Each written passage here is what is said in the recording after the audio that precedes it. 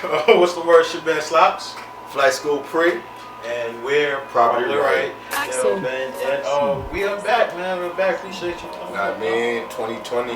Yeah, we giving out quarantine vibes, man. Last time y'all probably seen us. Y'all probably seen us, but Biggie episode. Yeah, that Biggie episode, exactly. So we're back, and we're here to talk about maybe the Biggie of our generation. The Biggie of our generation. Yeah. You say the Jay-Z of our generation. You say the Jay-Z. I think Jay-Z. Who will be the Biggie? They gotta be somebody that passed. Okay, on the heels of his first mixtape, first album, first major release, not going number one, we are here to talk about Aubrey Graham. I think it is number one. Nah, it didn't go number one. It didn't go number one because the guy cheated. What happened? The guy, listen, Kenny Chesney used Tour Bundle, right? That's not cheating. No, let me show you how it's cheating, right? Yeah. Because leading up to the same week, the album was about to come out, and they was battling for the sales. Yeah. Kenny Chesney and his management label was still offering those tour bundles. Yeah. Now, right after you got the number one, they came out and announced the tour is canceled to 2021. So that is bullshit. Alright, so yeah. That's a trick. It's not a trick. Ain't nobody playing on COVID, nigga. No, but you already knew. You knew that. Now you already know it's gonna be canceled 2021. Back in his heyday, he would have sold them no matter what. That's all I'm saying. You think so? I think, yeah, I definitely think like no matter what. I think, you gotta go look at. You gotta look at it. You gotta look at a month worth of promotion versus Thursday. I'm coming out with a project, and Friday it comes out with promotion. I mean, yeah, but I mean, if you're reading this, it's too late. My number one. Like, remember all the songs like hit the charts. Because it was new. But I'm telling you, all right. So you don't see any, you don't see any slippage. There's no slippage. And what Drake doing? And Drake, yeah, and Drake. People might think it's a slippage because the method that he used. I think it's the method he used. Drake didn't want to use his full arsenal to go into this project and then have to drop an album. You understand me? Because that takes away from this album. So you just do everything on a minimal. I think honestly, minimal level. I think this was a tester. I do believe Drake is like unsure right now of which way to go. Nah. I do believe Drake is. So I can't say that because you gotta look at it. I heard him say losses. Everybody's like, why didn't you hold losses for the album? That's the Drake we want to hear. And he said, the reason I put losses on that album because what I got for that album, this shit right here I just put out, ain't nothing. You believe him? I believe him because Drake didn't give me nothing not to believe him yet. This he did this. No, this album's a problem. This album is a problem. You're the only person that makes this album. That shit is a problem. This album, lately it was hard. I'm clearly not the only person that like the album. People gonna like this, but people like Drake. Bro. Deep Pockets. So this thing, Deep Pockets. Let's start off with Deep Pockets Crack. I don't even remember that song. That's the first song of the album. Man, we rolling. I don't want to sing. No, that wasn't that good. You crazy?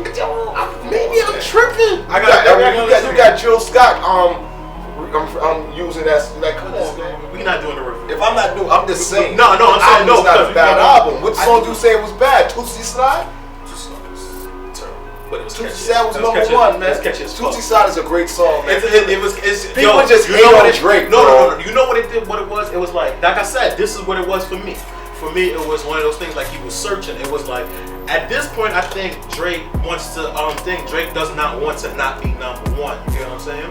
And I think that drives him more than just letting music flow at this point because he found the formula and it works and he sticks to it. You understand what I'm saying?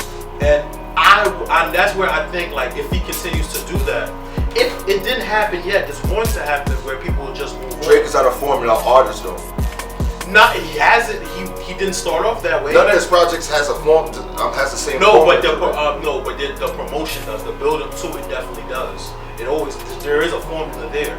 He'll drop maybe a tester track or that remix with the hot young new kid, and then he'll kill like a bunch of verses. You know what I'm saying? This wasn't one of those though. I think he tried it. This was quarantine music. He tried. How could nobody see Dark Lane demo tapes? It's this quarantine music. We had some of these songs from December. Some of these songs in January.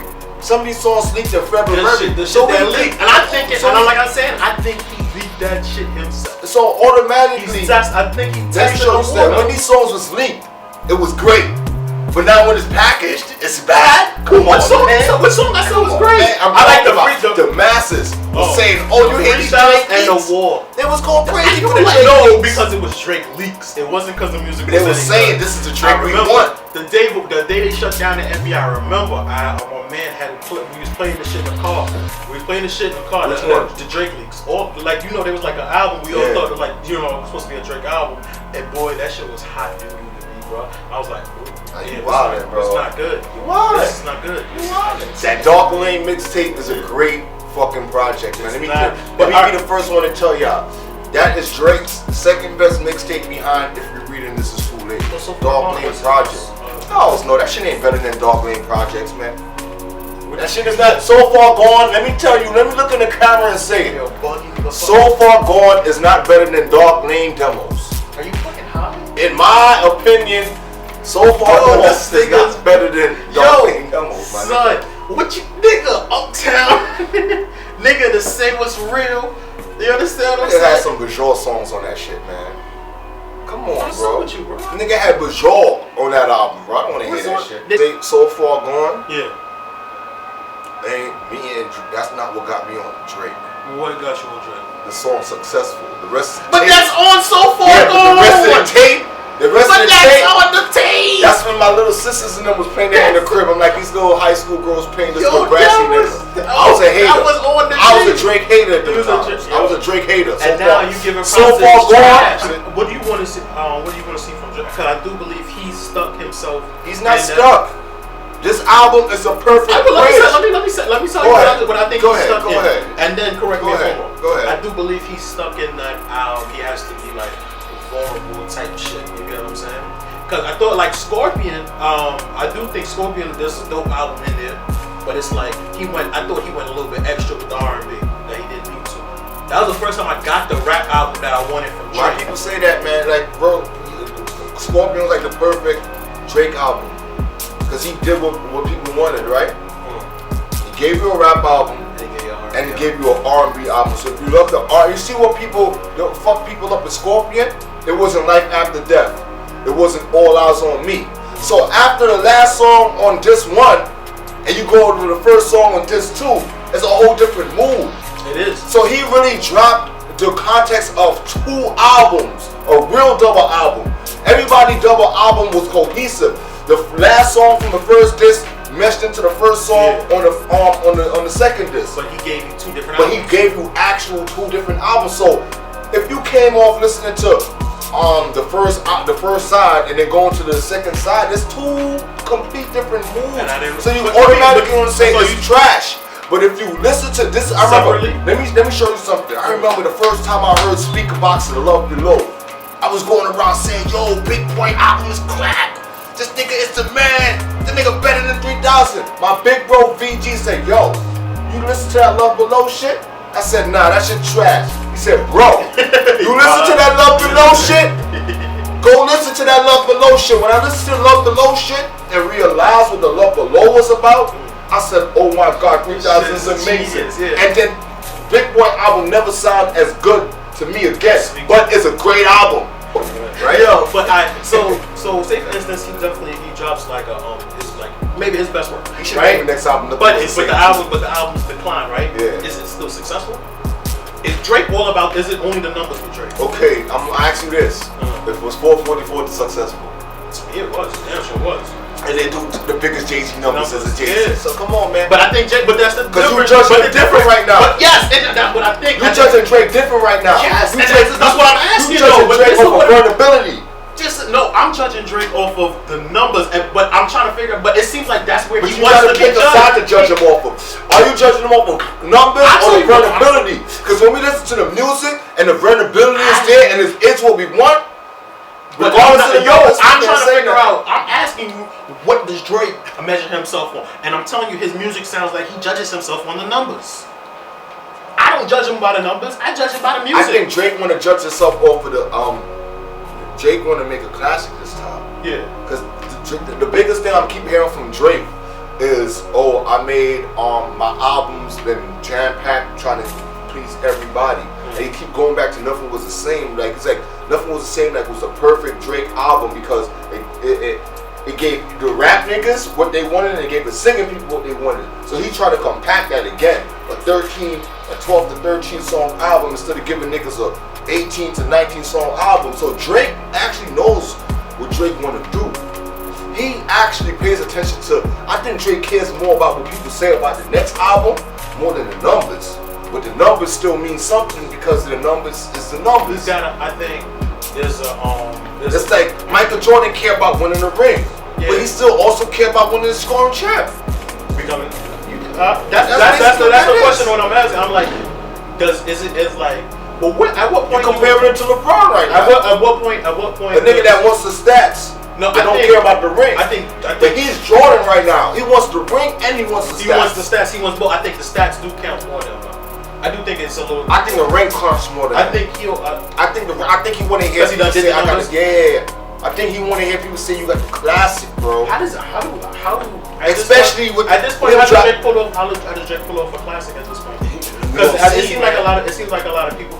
Where do we go? It goes with. Where do we go? Do we go? Because I don't think the classic. I don't think the classic is in fucking him. I don't think the classic First of all, first of all, I ain't gonna cut you off. Go ahead. No, I'm saying I think the classic is in like him finding like something new and not reverting back to like. Okay. Yeah. Fuck the hip hop purists. What they say. Drake has more than one classics. If you're reading This Is Too Late, it's a classic. Take Care is a classic. Nothing Was the Same is a classic. So I rest my case. I don't got If You're Reading This Is Too Late, it's a classic. I got like the first. That was a classic, bro. Come on, that was the second album to drop to drop in hip hop that did what it did. Beyonce was the only person that did that before him, and then he did that. That's the thing. I'm just talking about impact and the feel. That makes it a classic. Impact, feel, and numbers makes a classic. No. It depends the moment where you was when Drake dropped this album. You remember that? That's a classic, bro. No, I do. No. I remember I was coming from the studio. I'm telling you, like, because we had this argument too. We had this argument already. Like, the impact of shit like that definitely is. But I do believe, like, the album, sometimes the impact and the album have to match up. And I do believe, like, there gets to the point where that shit kind of, like, wanes out a little bit. No, what happens is people took this classic work and ran with it. So they want to make everything because Kendrick was that first person to come out with an instant classic. So they try to judge everybody albums off of instant classics. You understand me? But they don't give classics takes time.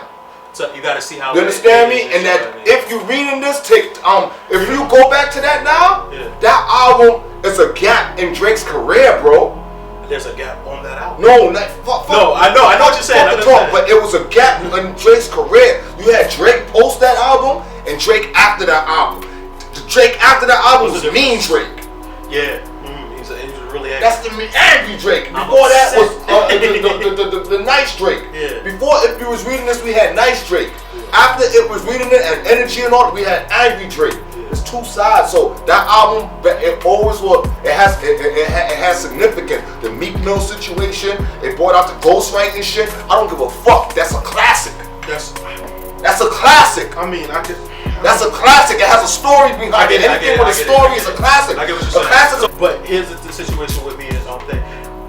It starts off so like the first 8 songs might be my favorite first 8 songs on any album like ever. Like just how it started off, right? And it started like this might be like his blueprint, you know, like the blueprint ain't like and then ain't a classic. It started waning. The R&B towards the middle started sounding the same. So like, but it's like a song where it picks back up again. But it was like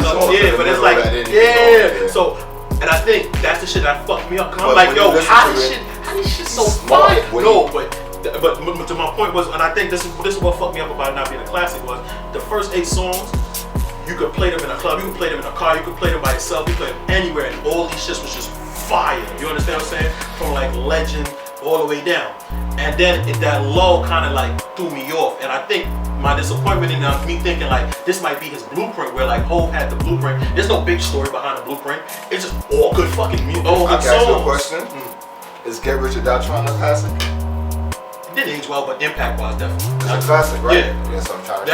And that's where that's what I'm saying. Like, you kind of won me over with it. I'm telling you, like, why I never seen that classic, but that's right. I was about to bring up that song with Tony Yayo. It wasn't a great song. But you're not really. Yeah. Oh my shit. Exactly. What I'm talking about. What Drake did with It Was Reading It Too Late is a moment. You understand me? It's a moment. So there's a switch into his. That has to be a classic. I get it. All right. And that's Trap Drizzy.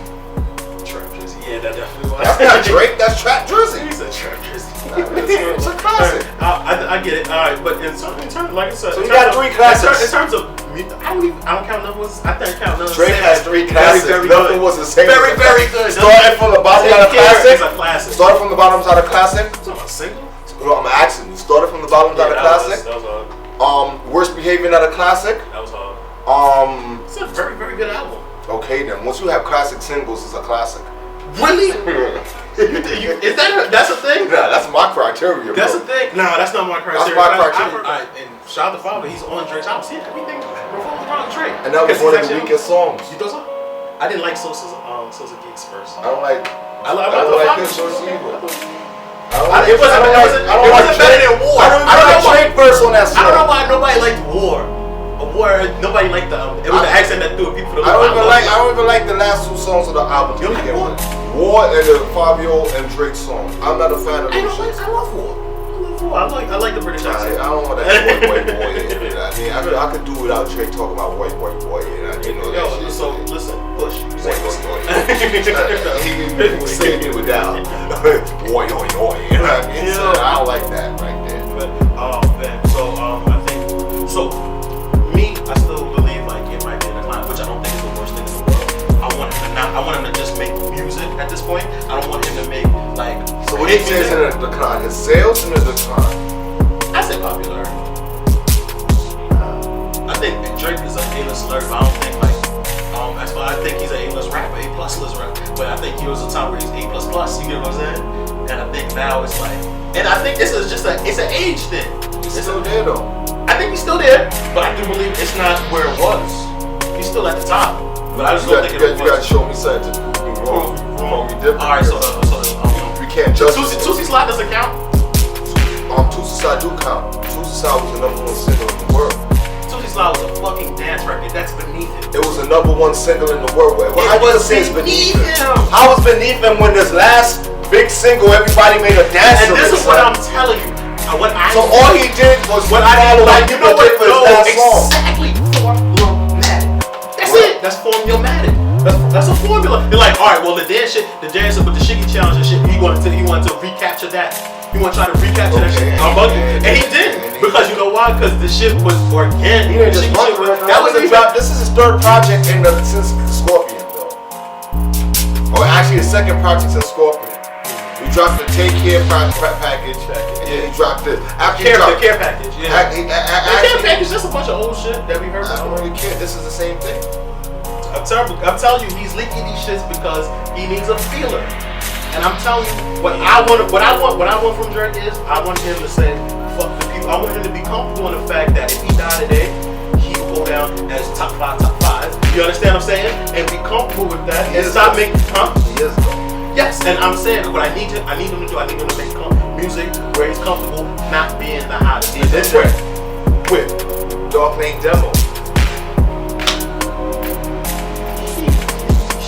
Yeah, but them songs is a problem, bro. That project's a problem, bro. But anyway, man, she man slap shot you, man. Flight School Creed, man. And even though we ain't really come to the conclusion, one of us is definitely right. Now, I'm right about that. It was #2 in the world. We'll figure this one out. Y'all gonna see in the coming months. You know, 2020 we're gonna revisit this. Yeah, and I'm gonna be this is gonna be revisited when the 6th album drop. I'm telling you, one of us is right, bro. Understand? It's probably me. Yeah, so so we're probably right, and I'm probably right. But I know when that album come out, I don't want to hear you just taking it back. Keep the same energy. I know. Listen, players fuck up. Players fuck up all the time.